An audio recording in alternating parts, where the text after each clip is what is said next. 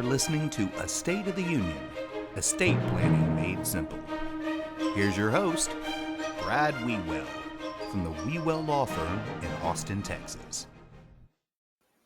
Hi, this is Brad Wewell with the Estate of the Union. This is a podcast of Texas trust law, otherwise known as the Wewell Law Firm, and we talk about all manner of things having to do with law, but primarily estate planning law, and that includes, of all things, charitable giving. We get a lot of questions. Yesterday, we probably got 2 questions from 2 different clients. We already got a question this morning from a client about giving money to charity. Does it help with taxes? How do I do that? And we have the national expert on planned giving and charitable giving with us today. We have Stacey Wedding of the Stacey Wedding Group. And Stacy is here, and she's going to tell us everything that you're going to need to know about doing charitable giving correctly, smartly, efficiently, because what we want to do for you, ladies and gentlemen, is take you from your current posture in society as a normal, really probably good human being. And we want to take this cup that I've got, and in this cup, I have pixie dust. And we want to sprinkle the pixie dust on you, and we want to change you from being a normal, pretty good person, and we want to make you a philanthropist. And you have probably been called many things in your life by other people, but being called a philanthropist will be one of the nicest things anybody can ever say about you. And Stacy is going to help you become one today. So Stacy, thank you for having me. welcome Brad. to our show, and thanks for being here. And Stacy is in the beautiful city of Las Vegas. Gotta love it. Although, as Brad and I were saying before we got started today, when you live here, the last thing you do is gamble or go anywhere near all of those casinos and bright lights. So that is a myth for anybody listening. Shucks. You're bursting my bubble here, Stacy. I was so excited. Sorry I about thought that. I'd maybe send you all out there and you can see if you can win some for me, but I won't do that today. Tell me about a little bit about your background and what you do, and then we'll get into some more important topics for our clients and our listeners today, too. Sure.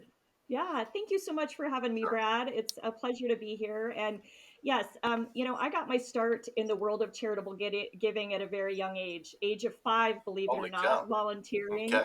fundraising, right? Doing all of that good stuff. I had 2 parents who were very charitably minded, and it just got in my blood. And I think many of us have stories like that. And probably many of your listeners and viewers have stories like that.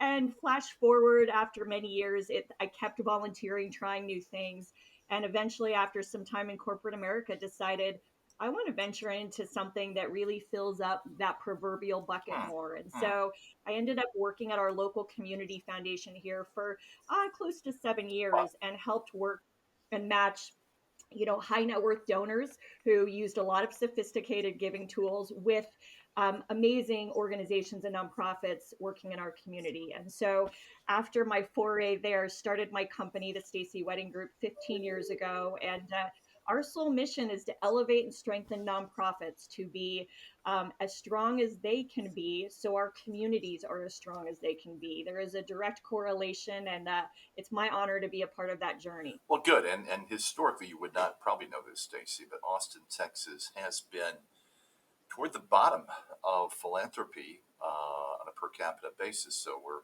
trying hard to boost that up. So let's talk about something that we deal with often here at the firm of Texas Trust Law, Wewell Law Firm. Tell us about what planned giving is. Everybody's heard about it, but what is it really? At the end of the day, I think people get nervous when they hear planned giving. They think this is some really sophisticated giving tool. I'm sure you see that, Brad. Right. But it's a charitable gift. It can be made in your lifetime or upon death, and it's part of a donor's overall estate and financial plan. So it is something that tends to be usually a more complex gift, and there's a lot of benefits that come with making a planned gift, including, one of the best, which is really leaving a legacy that can live on long beyond your lifetime. Right. Back to pixie dust. Yes, I love the pixie dust. I'm going to remember that, by Sure, the good. way. You can feel free to use it. I'll put a little copyright on it, pay me a royalty. It's fine, All Stacey. right. Don't worry about that. But the point you're making is true. And ladies and gentlemen, Stacy does this full time. We're going to get to a little bit more about how you work, but some of these things can save you taxes, and some of these things can save you a lot of taxes. Um, we have clients, Stacy, who are somewhat charitable inclined, but you throw the tax incentive in there and it really tends to juice it up a little bit. But one of the things that our clients have expressed many times when they're dealing with a relatively new charity is, how do I know they're going to be around long enough? And how do I know they're frankly legit? How can you help folks with that? It's those are some great questions and important questions.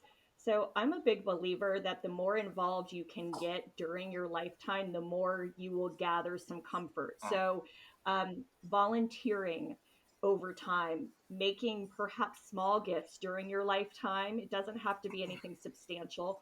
Small annual gifts so you can see how that gift is treated. Looking at their annual report, going to their website regularly, meeting with them and asking them, asking them the questions you have on your mind, having a conversation about their vision as an organization, what impact they've had, how long have they been in existence, right? mhm. There's of course a lot of tools out there these days on different sites that actually rate charities based on their financial health, how their money is used. There are also a lot of opportunities because it's most 501c3 public charities. They're public charities, so you can have access to their Right. They have to information, file their and you income can tax see. return online. Yes. Right. Right. Yes, yes. So you can look at history, the years of history, and if you see an organization that is struggling financially year after year, that might provide a little pause, right? Of are they going to be here long term? Having a conversation though is really the first starting place, because I think that sometimes numbers don't show it all, right, Brad? So you see that income tax return or that information return, and then you wonder, and there might be a very good reason why they had a tougher year. So it's really getting to know that organization and develop a Okay. relationship, so you feel solid. Okay. Yeah. Very good. Very good. Some of our clients have been concerned about administrative overhead of some charities too. Is that, I mean, I sometimes say to myself, well, if they're paying their people well, then they probably have good people. But on the other hand, there's this thought, well, they have too much staying inside the charity instead of going out to help the people that they're trying to support. What are your thoughts on that? I have very strong Okay, thoughts on that, and I'll try not to get on my soapbox. Just like any business, you would not tell a business to not hire the best people it can hire. You would not tell them to use substandard computers to try to get the job right. done. You would, right? All of these basic infrastructure needs that organizations have need to be funded by somebody. And I think sometimes there's this tendency to just think about 100% of my dollar needs to go to the actual end beneficiary. And at the end of the day, you need all of those other things. You need the tools, you need the software to track what you're doing, you need to market to get to those Sure, organizations, right? sure. So all the same expenses. And so I'm a believer that it is important to realize if you want to invest to make a change in a cause, then actually investing in that cause means more than just supporting their program. It means supporting the entire organization, because without it, they aren't going to I sustain. couldn't agree with you more. I think that, again, if you're going to get good people that could get a job in the private sector and the for-profit sector, they're going to need to make about that kind of money in the nonprofit sector. I mean, they may have a good heart, but they have families to feed, and financial goals to meet too. All right. Well, that's really good. Good. Yes. I thought I was alone in that, Stacy. So I'm not alone. Very good. Well, Hallelujah. no, I'm glad. I was a little nervous when you went there, Brad. I thought, uh-oh, I hope he's not on the opposite side of me on this No, one. well, good. Well, we're both obviously very wise, smart, humble people. No doubt about that. Yes, yes. Okay, got it. So, how would you suggest somebody vetting again a nonprofit? You said go there, but sometimes people support the cause. Let me give you an example. St. Jude. All right, let me just say this about St. Jude. Cindy and I were in Memphis. A couple weeks ago, we saw the St. Jude campus. Holy cow! What an amazing place! And St. Jude more than likely is going to be around a long, long, long, long time, and lots of our clients support St. Jude. But when it comes to these smaller charities in a community of any size, and Austin is still not a huge city, there's also, though, a desire for anonymity. I'm afraid, and this is again a common concern we have with clients, that if I tell the charity that I'm doing this, I'm never going to get rid of them. They are going to be on me like we would say in Texas, a duck on a June bug. And so, what are your thoughts on that? Um, I think that I think there's a couple of opportunities here. If you truly want to stay anonymous, that is your choice and your right. And there are opportunities to do that through a variety of different giving vehicles. You know, a lot of donors these days, whether they set up what's considered a donor advised fund, basically, I like to call it their charitable checking account, Right. right? And there's a lot of vehicles and places they can do that, whether anyways, there's a lot of, I won't get technical on this, but you can set it up and then all your distributions from there go from are made anonymously, right? Your sponsoring agency says, here's a donation to your charity from an anonymous donor. So the good news is there are opportunities to do that. There's also opportunities to give outright and check the little box that says, I want to remain anonymous. And you can ask organizations, what is their donor privacy Okay. policy? What So there are some tools to protect you if you want to stay Okay. anonymous. All right. I've never, quite frankly, believed in anonymity with this stuff. I always thought I might as well get some credit if I'm doing it. But some of our clients and my wife, for instance, does want more anonymity. And so let's go back to something you mentioned, which is a donor advised fund and a charitable checking account, which is exactly what we call it too. In fact, how interesting, Stacy. But would you give us all, and maybe you also mentioned that you work for a community foundation. A lot of people may not know what that is. So help us, help our listeners and viewers just with a little more detail on community foundations and donor advised funds.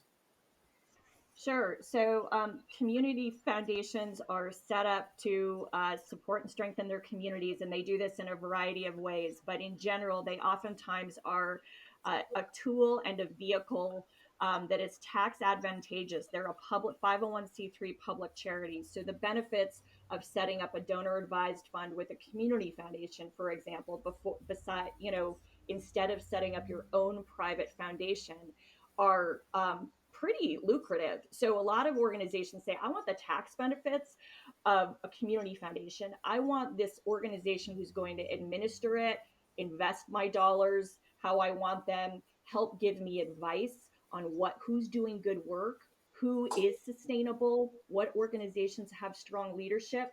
So in many ways, it's kind of like your third party provider to help you do all of this stuff that's going to make your giving impactful without you having to be the expert in all of it, because that can be a big So job. back to anonymity and back to research. So a community foundation, there's several community foundations here in the Austin area, can do the research for me and come back and tell Cindy and I, you have an interest in homelessness, let's say, and these are the 3 or 4 best groups that are doing it, and here's why they're the best groups. Could they do that for us?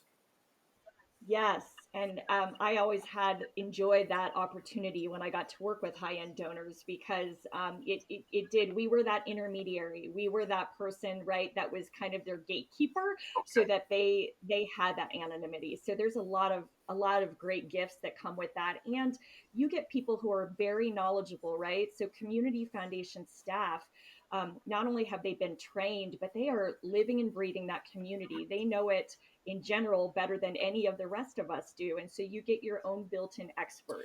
Got it. Okay. And so a lot of our clients, though, have what I would call it old fashioned, which is not old fashioned. Donor advised funds have been around, I guess, about 10 years, maybe 15. Explain if I don't want to go the community foundation route, I just want to have put money and give it away, but I want to do it efficiently. Explain how a donor advised fund works, because I know Fidelity has one and Vanguard has one. Probably most big financial institutions have one. Yes, most do. So, and I will say that their fees tend to be a bit less than a community Okay. foundation, for a whole host of reasons. I still advocate for community foundations, but yeah, it's very simple, right? If you have appreciated stock or a complex gift, what's wonderful about donor advised funds, whether you do that through a financial institution and their programs that are set up, or a community foundation, you can gift that complex gift, that appreciated stock, put it in your donor advised fund, avoid the capital gains tax, and then whatever their policies are for selling that and making sure that the proceeds go and live in that charitable checking account. And it buys you time. You get the immediate tax deduction for it if that works for your situation, your personal situation. But if you don't want to spend it for 2 years, or you want time to figure out how to spend it, you don't have to do it immediately. So it also, this time of year, when it's end of year, you find a lot of donor advised funds getting large gifts because donors know they need a tax Sure. deduction but aren't ready to make a So I decision. can move it out of my account, my investment Yes, account, savings account, whatever, shift it over to the donor advised fund. When I when it gets to them, that's the tax deduction because they're the charity. yes, Nice. And then yes. I can wait till later and sit in. I can sit and say, okay, we have $50,000 in our donor advised fund. Where do we want it to go? Absolutely. Nice. And it's also beneficial for if you think about it after someone's lifetime. So, as an example, my husband and I have set up a donor advised fund at our community foundation. And we also have some guidelines there so that we don't have children. So we are the perfect planned Well, gift you are the perfect prospect plan for. gift. That's right.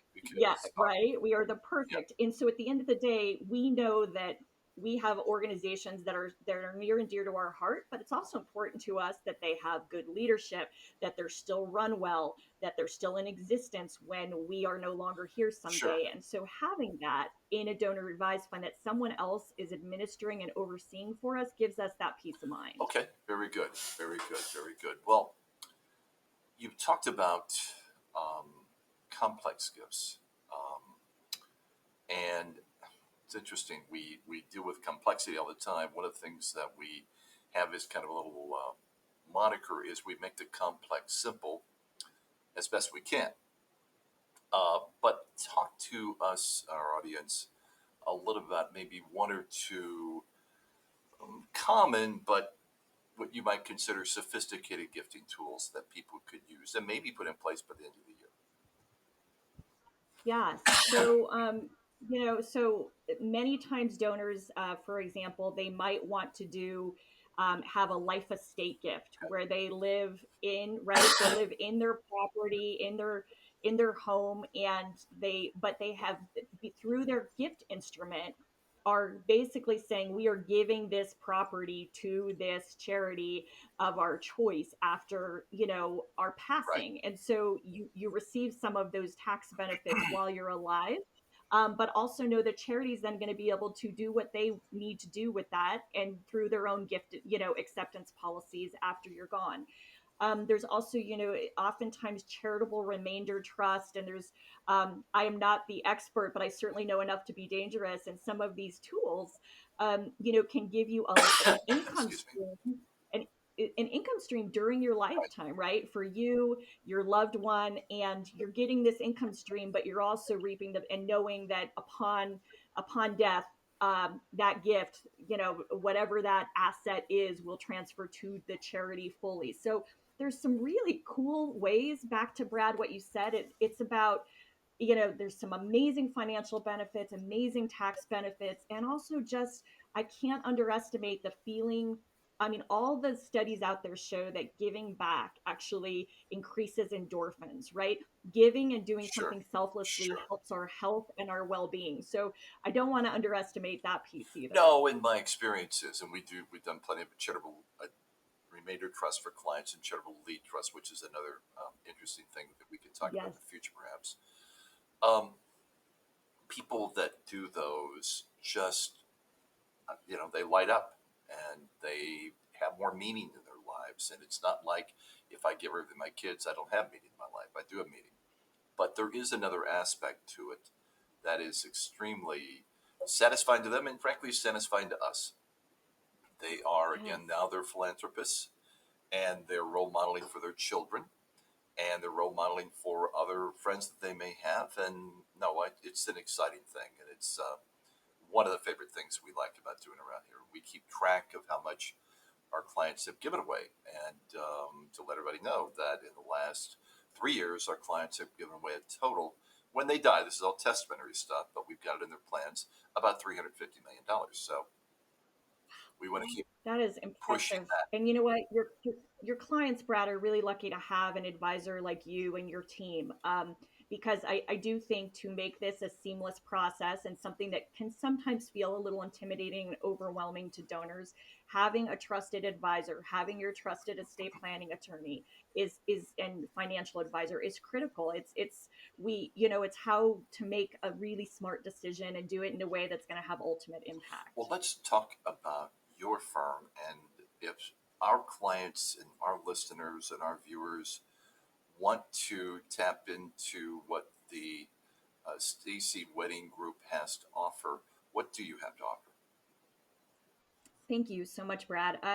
So, one of the things that we are really passionate about here is working with donors on creating their own charitable philanthropy plan. So, I'm going to walk you through a Sure, that'd be specific great. example.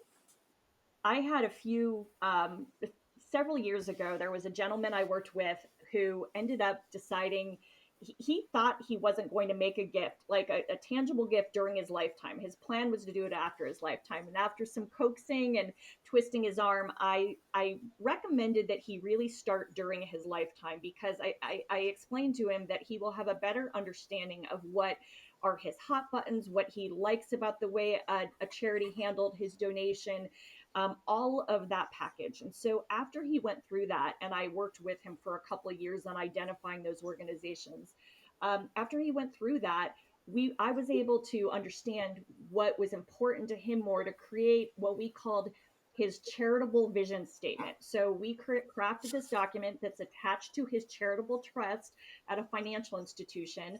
And so he passed away about 5 years ago, and I serve as a charitable advisor on that. But it's an example of taking someone from sort of beginning to end of let's start the giving journey in a small way. It doesn't have to be large Sure. gifts, and get a sense of what really lights your fire, what you really liked about an organization, so you can then articulate that in writing and give someone that guiding document after your lifetime if you want someone to help carry on your legacy the way you intended. Interesting. All right. So this can be a roadmap for the family, or again, Yes. if you're single or don't have children, then for your trustees or whomever comes after you, that these are the themes that I want to hit. This is the part of our society that I want to improve, and you can help them put that in writing. Yes. Yes. Interesting. Interesting. Well, that's very important. And again, I think sometimes people don't do plan giving because they don't know where to give it to. We've had clients say, "Well, what should I do?" And then you can say, "Well, are you religious?" Let's start with that. What's Yes. your alma mater? Yes. We can do there. Yes. Do you have any interest in anything that's quasi political, but that we could make into some charitable thing. And the other big thing, good night here, are pet charities. Oh, yes. There was 400 in 2020. There was $471 billion given away in the United States to different charities, and animals and environment um, continues to every year increase. So that is clearly an interest that people are passionate about. We all love our pets, don't we? So It's just amazing. Yeah, I would say that, and we do a lot of speaking on this. I speak to a lot of, again, church groups and CPAs and other things. And when it comes down to it, at least in Austin, Texas, pets are probably number one here at our office, followed by alma maters. We do a lot of endowed scholarships for our clients where they can, as you know how it works, you give money to the school, they invest it, and they set some back every year for inflation, and then they give the rest away as the scholarship in the name of our clients. And it's nice. And there are needy kids out there. And then beyond that, beyond the pets and alma maters, there's a pretty precipitous drop to the next level, which probably here would be more religious charities, and we tend to have a more Christian focus here at our firm anyway. But then beyond that, it's pretty up for grabs and a lot of more obscure, but certainly meaningful donations to a lot of things, and a little bit political too, because we live in this odd odd time as well, right? I was going to add to what you said. I mean, one of the things we always talk about, sort of that three-legged stool for people looking at planned gifts or just giving in general. And you want your financial advisor in the picture, you want your legal advisor in the picture, and you want your charitable advisor. And that is really where our team steps in to help donors, is to help round out, we're the experts on the charitable side, and what are both the organizations doing good work. We can help do the research for you, help you create that roadmap, you said, Brad. But at the end of the day, it can be overwhelming. I mean, it's overwhelming, Might as have a you little know, technical whether issue. it's whatever There you angle go. you're coming Great. from, right? So I think, Stacy, and let me ask you this too, to kind of, we're getting close to the end of our time here. So people who are listening from wherever in the country can contact Stacy, and it's the Stacy Wedding Group, the Stacy Wedding Group, and .com, and you can contact us here at TexasTrustLaw.com, and we can connect you with Stacy too. But this is stuff that goes beyond tax savings. This goes to the future, and whether it's the future of pets, the future of the educational system through an alma mater, through the future of your particular religious institution or political bents, charitable giving is it's exhilarating, and it's exhilarating to anybody who's involved with it too. You may have a family, a traditional family, and we all know the phrase, for most people, charity begins at home. And I will tell you, in our practice, charity almost always begins at home. But City and I have done some charitable planning, and we have 3 children, and we're going to give away, probably at the end of our lives, maybe 10%, kind of a little final tithe. And the impact that has on our 3 children is, instead of getting 33 1/3% when we die, they're going to get 30% of what we've got left. Wah. Okay, we just got you out of a 3 1/3% of your inheritance, but we're going to benefit charities going forward and other things that we have a strong interest in. And we frankly have changed our charitable beneficiaries over the course of time, because we were used to be very involved here, and now we're not. And now we're more interested over here, and this is where we're going in the future. So you can change this stuff up. And again, as Stacy mentioned, charities change, and their missions change, and their finances change, and their staff changes. So you don't have to get tied to one. You can tie to one now, and you can change your mind later. But I want to say thanks for listening to this presentation. Stacy did a great job of educating all of us on planned giving, philanthropy. Again, I've got my cup here full of pixie dust, and it is almost empty. We've done a lot of that, and we want to do more. You can fill it back up and sprinkle more in your head. So give it serious, serious thought. And here at TexasTrustLaw.com, we're always happy to talk to you about trying to achieve all your estate goals, but charitable giving especially too. We are, again, as I said in our earlier comments with Stacy, we do have a Christian focus, dual urge extended here at our firm. We serve people of every creed and culture and color. So we're happy to help any of you who have an interest in benefiting people down the line. We'll stop here. I just want to say thank you very much for watching. Thank you very much for listening if you're listening. And we'll be back with another exciting edition of the State of the Union soon. Thanks again.